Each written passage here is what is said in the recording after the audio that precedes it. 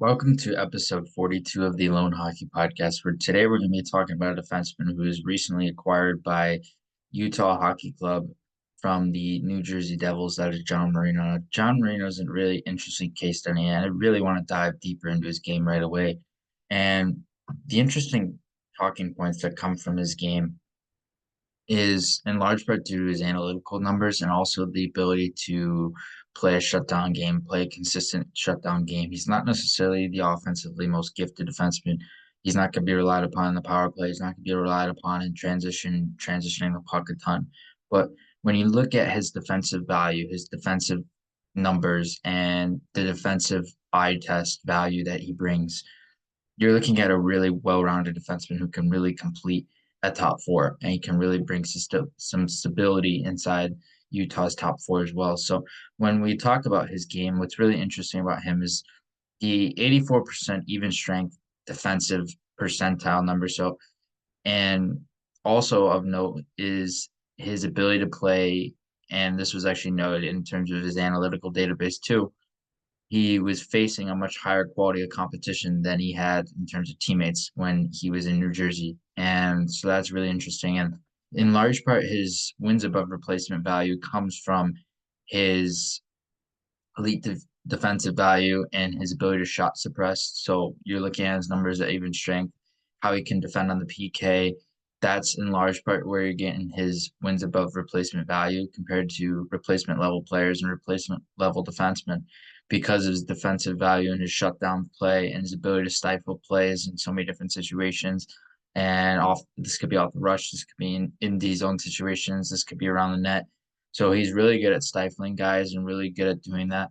And we mentioned how he's an easy top four defenseman that Utah can have inside there. Now, on the right side, they have a lot of different options. They have Sean Durzi, and then you have on the left side, you have Juuso Valimaki, who's still trying to prove himself as a consistent top four guy. And then obviously the addition of Mikhail Sergachev inside that top four, and he'll be their top pairing defenseman by and large for a large part of the season, if not all of the season. And so with Marino, you're getting a guy who can play with either of those two guys on the left side. You can play with Valimaki, he could play with Sergachev, and it really depends on how things trend in Utah early on the season. But with guys who are two-way transitional and uber offensive minded like Sergachev and Valimaki, Valimaki has a knack for pushing the pace, being active in transition, being active up ice, being active in the ozone, being active walking the line in the ozone. And that could be a great balance in terms of having Valimaki with Marino, and then you can have Sergachev with Marino on occasion as well. It could be in PK situations, sometimes power play, but not necessarily, mostly PK. And those would be interesting to study as well. And another interesting thing that I came across when studying Marino's game is his 16 controlled exits per 60. So the average is 10.1. So six exits above average. And then his D zone puck recovery rate, which is at 64%. So the average is 61%.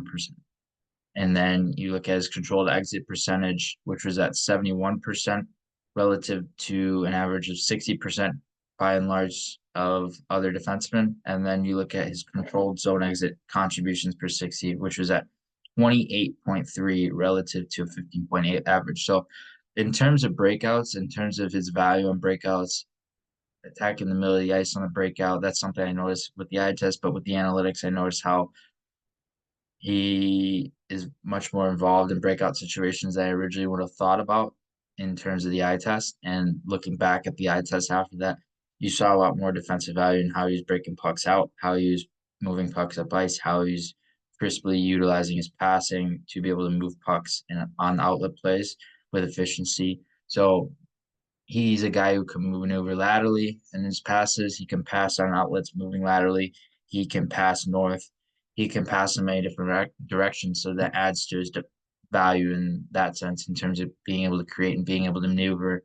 And at the same time, how he's able to generate exits. Sometimes he's able to individually control exits, and he's able to drive play individually through controlling exits as well. And some things I really noticed and really liked when studying Marino, there's a lot to like in terms of defensive play and its shutdown habits that many modern day shutdown defensemen can learn from. Is the stick detail, and it's very noticeable in angles and box outs, serves, and being able to cut the ice in half. So, in many different forms, in many different situations, Marino does a really good job, a really astute job of understanding how to shut play down, utilizing his stick detail, and he does it in a way where he's not hyperextending his body, so he's overcommitting his body, which in turn would sometimes overcommit his feet. And so there are a lot of times where Marino would do a really good job of not overextending both its body and its feet, because sometimes defensemen have a habit of doing this where they overextend their stick, their body, and their feet, and then they get out of position, and the other attacking player is able to maneuver around them, get ahead in the situation. So with Marino, he does a really noticeable job of being able to do these elements with efficiency, and obviously keeping control over stick positioning is very important in the modern day defenseman, because stick positioning, angles, surfing is highly relied upon in terms of cutting line rushes off, cutting the ice in half, and being able to play a shutdown role consistently as well. So being able to keep control over stick positioning is very important. We mentioned not overcommitting on feet too early and hyperextending one's body. And there are other things that are really noticeable with him in terms of his off line rush play and how he defends entries, which helps him stay positionally focused and more disciplined. So when he's able to control line rushes, he's able to control his body and control his upper body. So he's able to stay square to players. He's able to keep his head up. So he's maintaining his vision of how he needs to maneuver and how he needs to maneuver his feet. And he's very sound positioning, because you see him move into an area and he's not going to get caught out of position too easily, because for one, he's got strength. He's got strength in his core, in his lower body and upper body. So that for one helps. But at the same time, he understands those positional habits and the anticipation elements that go into box outs and that go into keeping his shoulders square to opponents, that go into the stick detail. So he's linking together a lot of different defensive habits that in turn really allow him to be able to control play and his leverage and be able to dynamically control pressure.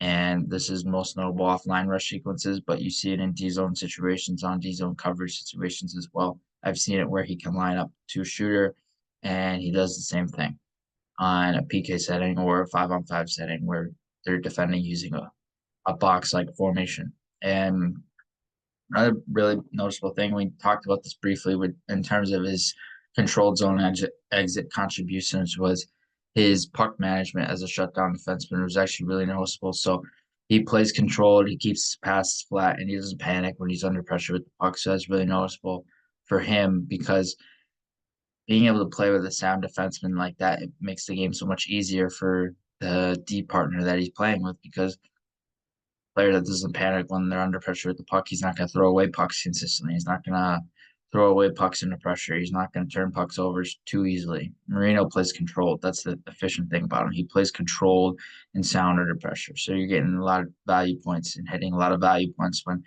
you're talking about him in those situations and how he can play under pressure and how he can control pressure, how he can outmaneuver guys, not necessarily with his feet, but his smarts, being able to understand body positioning elements and being able to understand how to get first contact, how to absorb the contact right off the contact, and then be able to make the next play and establish possession over the puck. And you see him play tenacious and sometimes aggressive, but it's not necessarily aggressive in a way where you would notice it right away.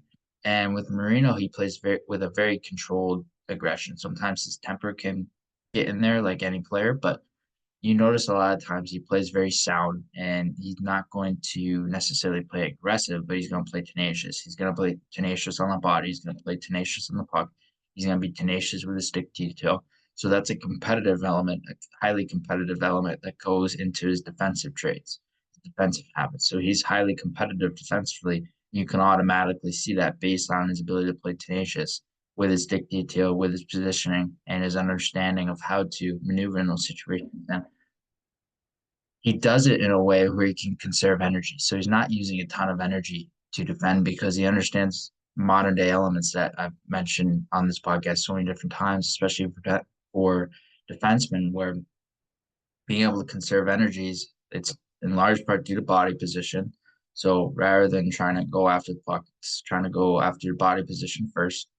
It's understanding surfing. It's understanding stick detail. It's understanding stick on puck defense. It's understanding those little elements that allow defensemen to play more controlled and more efficient within their game nowadays. Rather than playing physical, using all that energy to crush a guy into the boards, they can use that energy in more conservative ways, more conservative manners. And another thing I really liked about him when watching him with the eye test was his ability to defend 2-on-1s and odd man rushes. And with his ability to defend 2-on-1s and odd man rushes, you get a defenseman who can really play line rush so effectively, and specifically on line rush against, obviously. So with Marino, he's really controlled when it comes to defending 2-on-1s. He can angle and surf there, but he understands that he needs to take the pass away. He doesn't go automatically for the shooter. If he is going in at the very last second, then he'll try to go to the shooter and he'll still try to position his body and stick away where he's still cutting the other part of the ice in half. So that way the shooter can only shoot instead of trying to make that pass through. But it's really noticeable in terms of the anticipation on the PK and in D zone coverage with how it can position his stick within the box as well.